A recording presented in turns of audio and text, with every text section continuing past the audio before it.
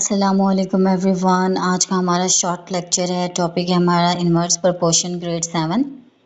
Simple definition देखेंगे हम। सबसे पहले इसकी two quantities are inverse proportion if an increase in one quantity causes a proportional decrease in the other quantity and vice versa. जैसे ही हमारे पास दो क्वांटिटीज़ होंगी उनमें अगर एक इन्वर्स प्रोपोर्शन है, इंक्रीज़ हो रही है, तो दूसरा डिक्रीज़ हो जाएगी। ये इसकी सिंपल डेफिनेशन है। अगर हम रियल लाइफ एग्जांपल से इसको समझने की कोशिश करें तो स्पीड एंड टाइम से देखते हैं। If you ride your bicycle faster it less time to reach the school. अगर आप अपनी बाइसाइकिल जल्दी से तेज़ी से चलाएंगे तो आपको बहुत कम वक्त लगेगा स्कूल पहुंचने में।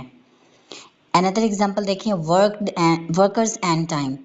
If more workers join to paint a wall, the work get finished in less time.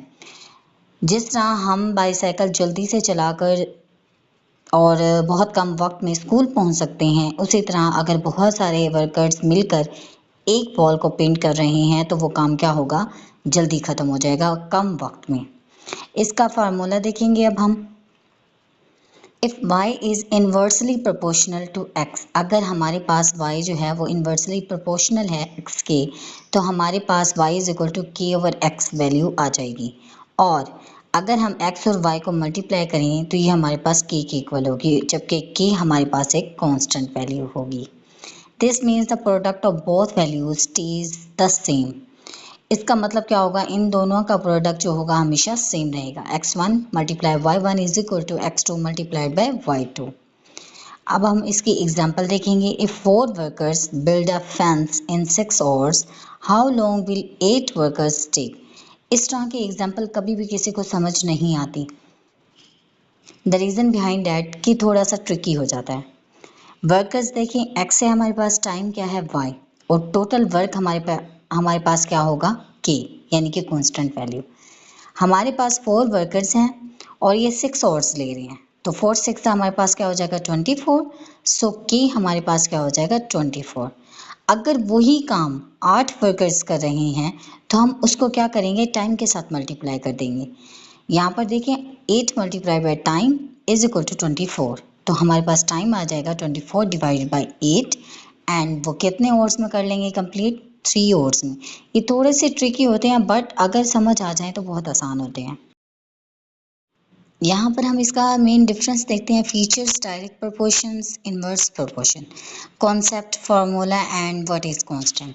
यहाँ देखें ज़रा, डायरेक्ट प्रोपोर्शन में हमारे पास है one goes up the other goes up. अगर एक बढ़ रही है तो दूसरी भी बढ़ेगी। इसका फार्मूला हमारे पास होता है y इज इक्वल टू के एक्स, और डिवीजन रेशियो होती है y over x।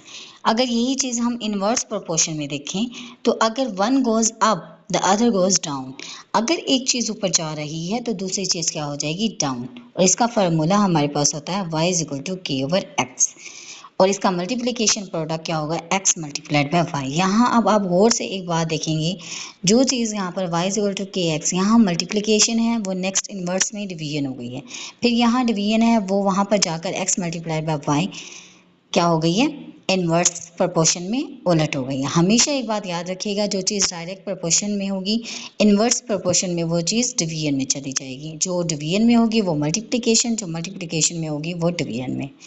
Next lecture में हम इसकी एक्सरसाइज जो है वो कंप्लीट आउट करने की कोशिश करेंगे। आज एक शॉर्ट लेक्चर था, मिलते हैं नेक्स्ट लेक्चर में। अल्लाह हाफिज़।